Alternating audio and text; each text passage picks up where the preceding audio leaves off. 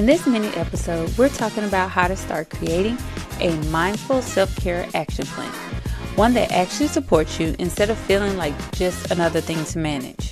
The truth is, a self-care plan works best when it's flexible and realistic, something that can meet you where you are.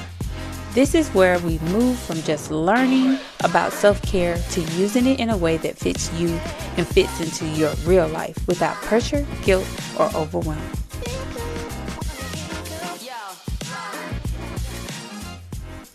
Welcome, and thank you for tuning in for this mini episode of Stay Mindful with Dr. Evelyn Davis.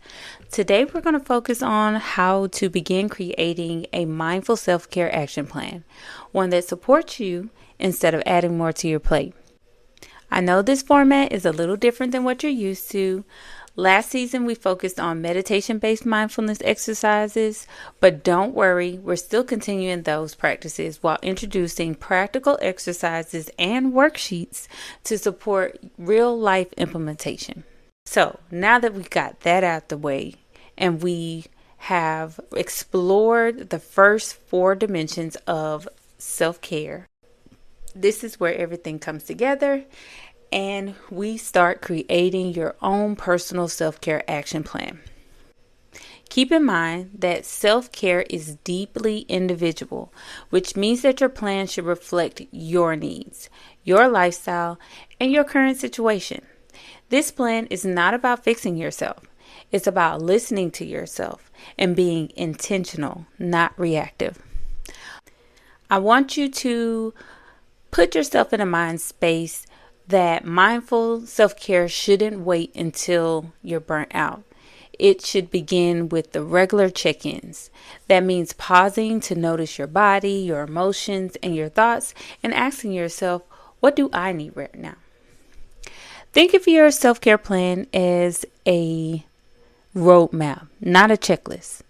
It's something simple, realistic, and supportive. It's a plan that not only helps you to try self-care practices that feel aligned, strengthen the ones that already work, but also helps you stay grounded in what matters to you most. A mindful self-care plan is like a system of care. It's not just something that you're going to abandon after a busy week. Being mindful helps to guide where to focus and also helps your plan evolve as your needs change. So how do we start building this self-care action plan? Well, the first thing we're going to do is reflect. We're going to consider all of the different dimensions of self-care and ask ourselves which area needs more attention right now. For example, me personally, on the somatic or physical side, I've noticed that my body is not bodying like it used to. Like, I'm more aware of the daily pops and aches, which tell me that I need to be more intentional about my mobility. Next, we are going to act. We act by identifying one small step that supports that area. Because even one intentional change can make a meaningful impact. And let's be real, around this time, gym memberships are at an all-time high. And personally, I don't even get one anymore because I know I probably won't use it. And wasting money is not good financial self-care. But what has worked for me is stretching in the morning, drinking more water, and making sure that I have some kind of daily movement. Lastly, we're going to commit. Even if that commitment looks like not sitting an entire work day, which surprisingly is a lot on your body. Doing something simple as walking for 10 minutes is more than what I was doing before. And this approach to self-care allows me to be more flexible and is also more sustainable because I have control over what it is that I'm going to do, which makes me more likely to be consistent with it.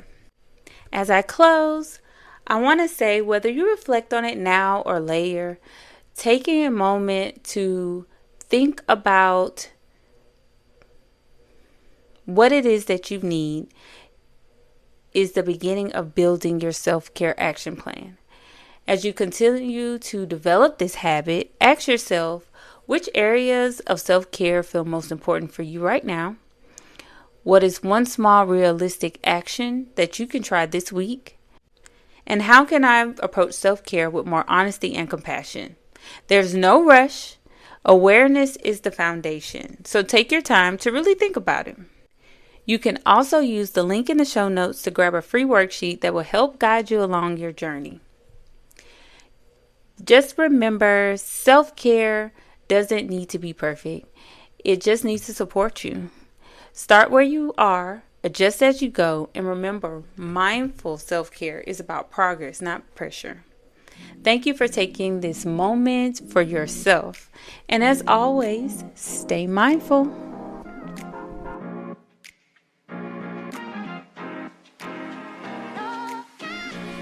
Thank you for listening to Stay Mindful with Dr. Evelyn Davis.